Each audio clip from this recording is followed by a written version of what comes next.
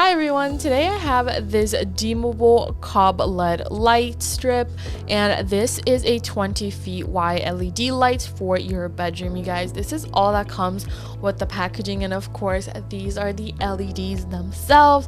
Comes with the remote, the connector, everything you possibly need to install it and use this product. So I want to get right on it and put it together so I can show you guys what it looks like. Let's go.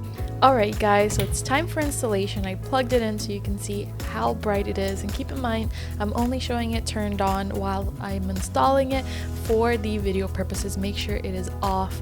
Alright you guys, now in the back you're going to see this blue little peel. That is the sticker, so you want to be pulling that little by little while you install it. I was installing it from the floor all the way up a wall, so I made sure to take manageable pieces of the sticker out so I can paste it perfectly and not have to rip it out so often, you guys. But installation was so quick and easy, and as you can see I already tested it out with all the buttons it comes with. You guys, there's so many settings, and that light gets so bright. There's also a nighttime mode as well, and you can even schedule minutes such as 10 minutes or even an hour for them to turn off by themselves, which I think is so cool if you're going to bed or anything like that. But again, the control has so many different modes.